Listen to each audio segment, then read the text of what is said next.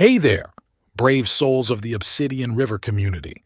Tonight, prepare to be thrust into the very heart of darkness in Chapter 16 of Bram Stoker's Dracula. Actions speak louder than words, and in this gripping installment, you'll witness confrontations, daring decisions, and heart-pounding pursuits. But before things go bump in the night, make sure you hit that subscribe button, ring the bell for notifications, and if you dare, share this video to invite more into Dracula's shadowy world. Now let's step into the chilling drama that awaits. Chapter 16. Dr. Seward's diary continued.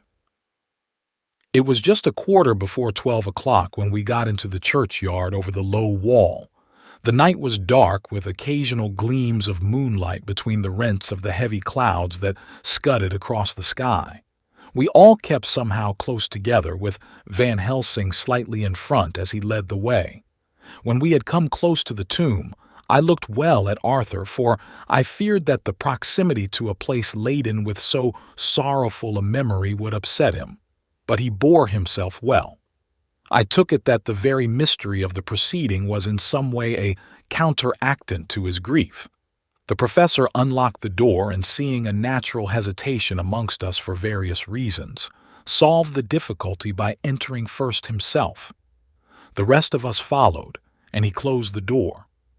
He then lit a dark lantern and pointed to the coffin. Arthur stepped forward hesitatingly. Van Helsing said to me, "You were with me here yesterday. Was the body of Miss Lucy in that coffin?" It was. The professor turned to the rest, saying, "You hear, and yet there is no one who does not believe with me." He took his screwdriver and again took off the lid of the coffin. Arthur looked on, very pale but silent. When the lid was removed, he stepped forward. He evidently did not know that there was a leaden coffin, or at any rate had not thought of it. When he saw the rent in the lead, the blood rushed to his face for an instant, but as quickly fell away again, so that he remained of a ghastly whiteness. He was still silent. Van Helsing forced back the leaden flange, and we all looked in and recoiled. The coffin was empty. For several minutes no one spoke a word. The silence was broken by Quincy Morris. "Professor, I answered for you. Your word is all I want. I wouldn't ask such a thing ordinarily. I wouldn't so dishonor you as to imply a doubt, but this is a mystery that goes beyond any honor or dishonor. Is this your doing? I swear to you, by all that I hold sacred, that I have not removed nor touched her. What happened was this. 2 nights ago, my friend Seward and I came here, with good purpose, believe me. I opened that coffin, which was then sealed up, and we found it, as now, empty. We then waited, and saw something white come through the trees. The next day we came here in daytime, and she lay there. Did she not, friend John?" "Yes. That night we were just in time. One more so small child was missing, and we find it, thank God, unharmed amongst the graves. Yesterday I came here before sundown, for at sundown the undead can move. I waited here all the night till the sun rose, but I saw nothing. It was most probable that it was because I had laid over the clamps of those doors garlic, which the undead cannot bear, and other things which they shun. Last night there was no exodus, so tonight before the sundown I took away my garlic and other things, and so it is, we find this coffin empty. But bear with me. So far there is much that is strange. Wait you with me outside, unseen and unheard, and things much stranger are yet to be. So," here he shut the dark slide of his lantern, "now to the outside." He opened the door and we filed out, he coming last and locking the door behind him.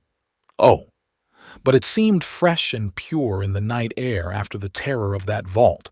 How sweet it was to see the clouds race by, and the passing gleams of the moonlight between the scudding clouds crossing and passing, like the gladness and sorrow of a man's life. How sweet it was to breathe the fresh air that had no taint of death and decay, How humanizing to see the red lighting of the sky beyond the hill, and to hear far away the muffled roar that marks the life of a great city. Each in his own way was solemn and overcome. Arthur was silent and was, I could see, striving to grasp the purpose and the inner meaning of the mystery. I was myself tolerably patient and half inclined again to throw aside doubt and to accept Van Helsing's conclusions.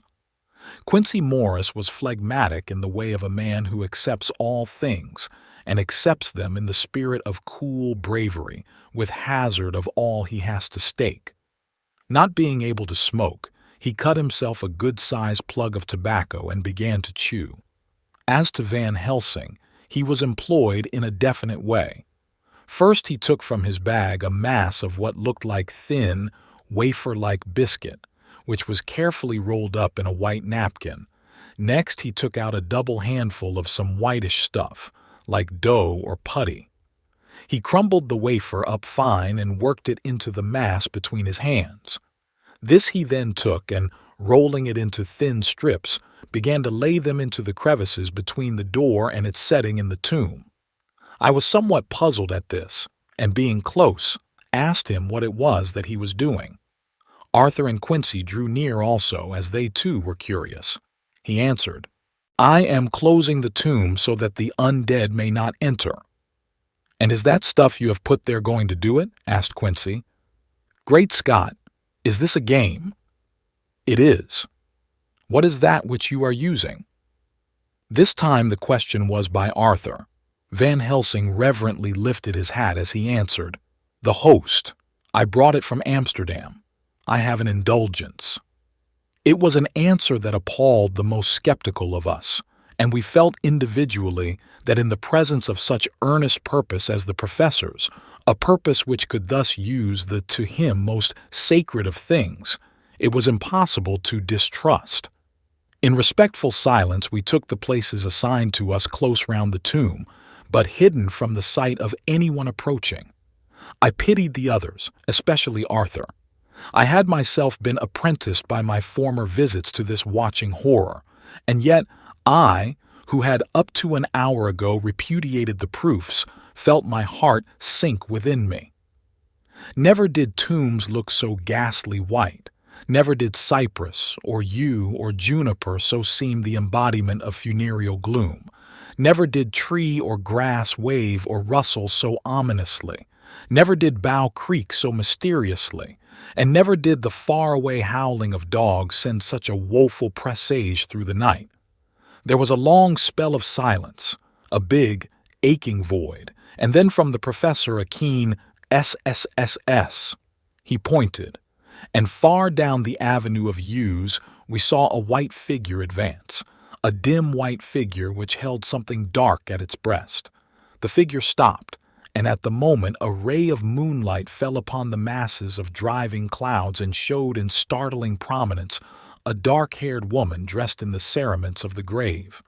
We could not see the face, for it was bent down over what we saw to be a fair-haired child. There was a pause and a sharp little cry, such as a child gives in sleep, or a dog as it lies before the fire and dreams. We were starting forward, but the professor's warning hand, seen by us as he stood behind a yew tree, kept us back. And then, as we looked, the white figure moved forwards again. It was now near enough for us to see clearly, and the moonlight still held. My own heart grew cold as ice, and I could hear the gasp of Arthur as we recognized the features of Lucy Westenra. Lucy Westenra, but yet how changed! The sweetness was turned to adamantine, heartless cruelty, and the purity to voluptuous wantonness. Van Helsing stepped out, and obedient to his gesture, we all advanced too. The four of us ranged in a line before the door of the tomb. Van Helsing raised his lantern and drew the slide.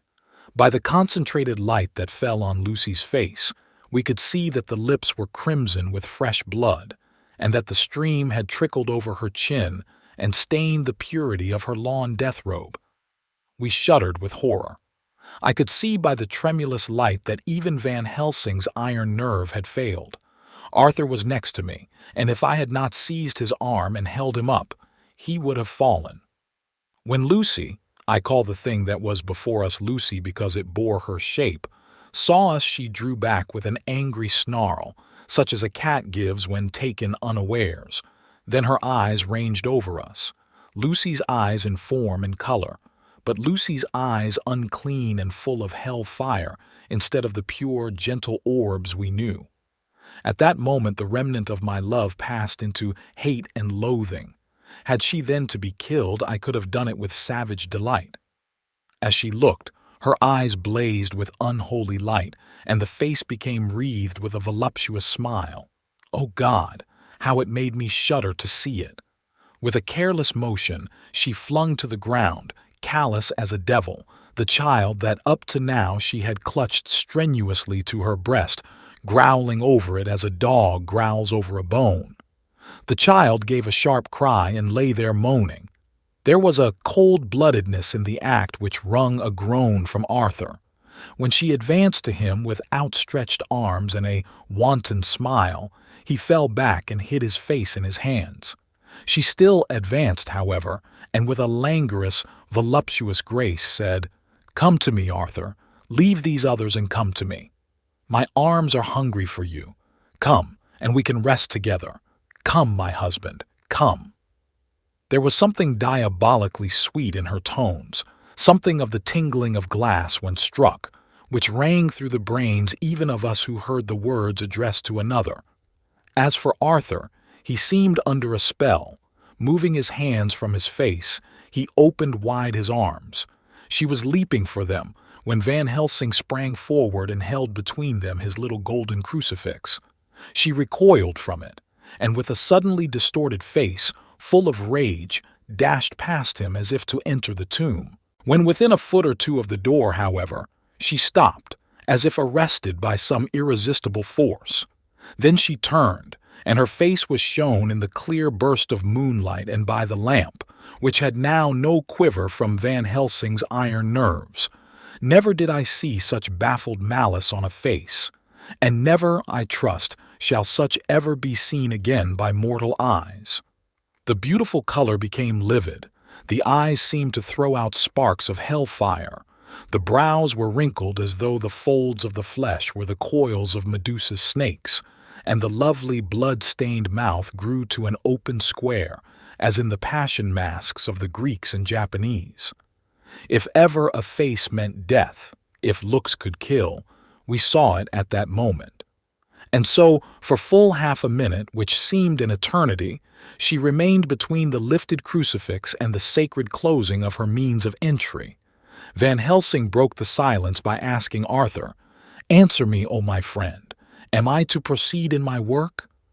Arthur threw himself on his knees and hid his face in his hands as he answered, "Do as you will, friend, do as you will. There can be no horror like this ever any more." And he groaned in spirit. Quincy and I simultaneously moved towards him and took his arms. We could hear the click of the closing lantern as Van Helsing held it down. Coming close to the tomb, he began to remove from the chinks some of the sacred emblem which he had placed there. We all looked on in horrified amazement as we saw, when he stood back, the woman with a corporeal body as real at that moment as our own, pass in through the interstice where scarce a knife blade could have gone. We all felt a glad sense of relief when we saw the professor calmly restoring the strings of putty to the edges of the door. When this was done, he lifted the child and said, "Come now, my friends, we can do no more till tomorrow. There is a funeral at noon, so here we shall all come before long after that. The friends of the dead will all be gone by 2, and when the sexton lock the gate we shall remain. Then there is more to do, but not like this of tonight. As for this little one, he is not much harm, and by tomorrow night he shall be well. We shall leave him where the police will find him, as on the other night, and then to home." Coming close to Arthur, he said, "My friend Arthur, you have had a sore trial, but after, when you look back, you will see how it was necessary. You are now in the bitter waters, my child. By this time tomorrow you will, please God, have passed them and have drunk of the sweet waters. So do not mourn overmuch. Till then I shall not ask you to forgive me." Arthur and Quincy came home with me, and we tried to cheer each other on the way. We had left the child in safety and were tired, so we all slept with more or less reality of sleep. The 29th of September night. A little before 12 o'clock, we three, Arthur, Quincy Morris, and myself, called for the professor. It was odd to notice that by common consent we had all put on black clothes. Of course, Arthur wore black, for he was in deep mourning, but the rest of us wore it by instinct. We got to the churchyard by 1:30 and strolled about, keeping out of official observation, so that when the grave diggers had completed their task and the sexton, under the belief that everyone had gone, had locked the gate, we had the place all to ourselves. Van Helsing, instead of his little black bag, had with him a long leather one, something like a cricketing bag. It was manifestly of fair weight. When we were alone and had heard the last of the footsteps die out up the road, we silently and, as if by ordered intention, followed the professor to the tomb. He unlocked the door and we entered, closing it behind us. Then he took from his bag the lantern, which he lit, and also 2 wax candles which, when lighted, he stuck, by melting their own ends, on other coffins so that they might give light sufficient to work by. When he again lifted the lid off Lucy's coffin, we all looked, Arthur trembling like an aspen, and saw that the body lay there in all its death beauty. But there was no love in my own heart, nothing but loathing for the foul thing which had taken Lucy's shape without her soul. I could see even Arthur's face grow hard as he looked. Presently he said to Van Helsing, "Is this really Lucy's body, or only a demon in her shape?" "It is her body, and yet not it. But wait a while, and you all see her as she was, and is." She seemed like a nightmare of Lucy as she lay there. The pointed teeth, the blood-stained voluptuous mouth, which it made one shudder to see, the whole carnal and unspiritual appearance, seeming like a devilish mockery of Lucy's sweet purity. Van Helsing, with his usual methodicalness, began taking the various contents from his bag and placing them ready for use. First he took out a soldering iron and some plumbing solder, and then a small oil lamp which gave out, when lit in a corner of the tomb, gas which burned at fierce heat with a blue flame. Then his operating knives, which he placed to hand, and last a round wooden stake, some 2½ or 3 inches thick and about 3 feet long. One end of it was hardened by charring in the fire, and was sharpened to a fine point. With this stake came a heavy hammer, such as in households is used in the coal cellar for breaking the lumps. To me, a doctor's preparations for work of any kind are stimulating and bracing, but the effect of these things on both Arthur and Quincy was to cause them a sort of consternation. They both, however, kept their courage and remained silent and quiet. When all was ready, Van Helsing said, "Before we do anything, let me tell you this. It is out of the lore and experience of the ancients and of all those who have studied the powers of the undead. When they become such, there comes with the change the curse of immortality. They cannot die, but must go on age after age, adding new victims and multiplying the evils of the world. For all that die from the preying of the undead becomes themselves undead and prey on their kind. And so the circle goes on ever widening, like as the ripples from a stone thrown in the water. Friend Arthur, if you had met that kiss which you know of before poor Lucy died, or again, last night when you opened your arms to her, you would in time, when you had died, have become Nosferatu, as they call it in Eastern Europe, and would all time make more of those undeads that so have filled us with horror. The career of this so unhappy dear lady is but just begun. Those children whose blood she suck are not as yet so much the worse, but if she live on, undead, more and more they lose their blood, and by her power over them they come to her, and so she draw their blood with that so wicked mouth. But if she die in truth, then all cease.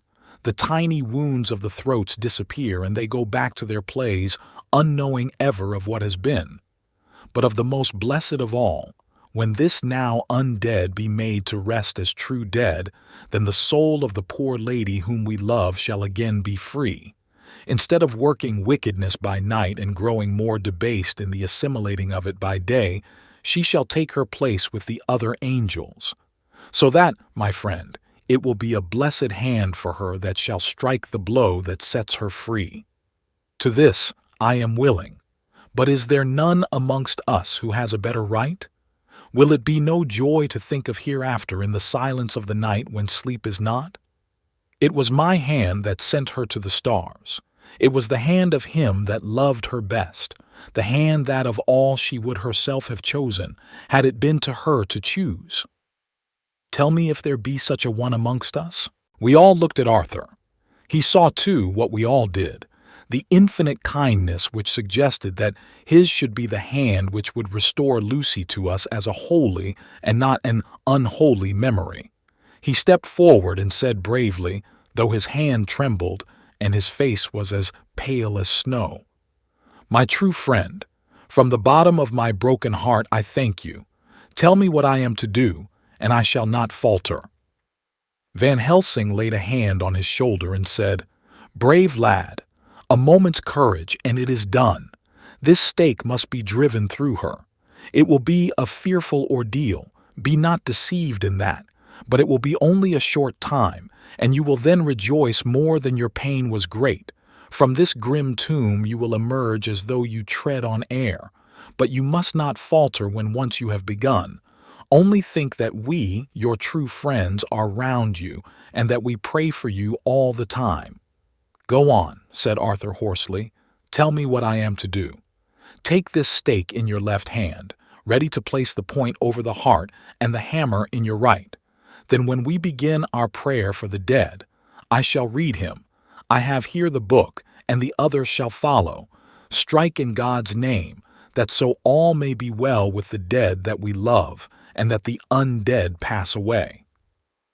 Arthur took the stake and the hammer, and when once his mind was set on action, his hands never trembled nor even quivered.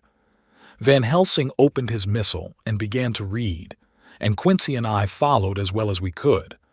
Arthur placed the point over the heart, and as I looked, I could see its dint in the white flesh. Then he struck with all his might. The thing in the coffin writhed, and a hideous, blood-curdling screech came from the opened red lips. The body shook and quivered and twisted in wild contortions. The sharp white teeth champed together till the lips were cut, and the mouth was smeared with a crimson foam. But Arthur never faltered. He looked like a figure of Thor as his untrembling arm rose and fell, driving deeper and deeper the mercy-bearing stake, whilst the blood from the pierced heart welled and spurted up around it. His face was set, and high duty seemed to shine through it. The sight of it gave us courage so that our voices seemed to ring through the little vault. And then the writhing and quivering of the body became less, and the teeth seemed to champ and the face to quiver. Finally, it lay still. The terrible task was over. The hammer fell from Arthur's hand. He reeled and would have fallen had we not caught him. The great drops of sweat sprang from his forehead, and his breath came in broken gasps. It had indeed been an awful strain on him, and had he not been forced to his task by more than human considerations, he could never have gone through with it. For a few minutes we were so taken up with him that we did not look towards the coffin. When we did, however, a murmur of startled surprise ran from one to the other of us. We gazed so eagerly that Arthur rose, for he had been seated on the ground, and came and looked too. And then a glad, strange light broke over his face and dispelled altogether the gloom of horror that lay upon it. There, in the coffin, lay no longer the foul thing that we had so dreaded and grown to hate, that the work of her destruction was yielded as a privilege to the one best entitled to it, but Lucy as we had seen her in her life, with her face of unequaled sweetness and purity. True that there were there, as we had seen them in life, the traces of care and pain and waste, but these were all dear to us, for they marked her truth to what we knew. One and all we felt that the holy calm that lay like sunshine over the wasted face and form was only an earthly token and symbol of the calm that was to reign forever. Van Helsing came and laid his hand on Arthur's shoulder and said to him, "And now, Arthur, my friend, dear lad, am I not forgiven?" The reaction of the terrible strain came as he took the old man's hand in his, and raising it to his lips, pressed it, and said, "Forgiven. God bless you that you have given my dear one her soul again, and me peace."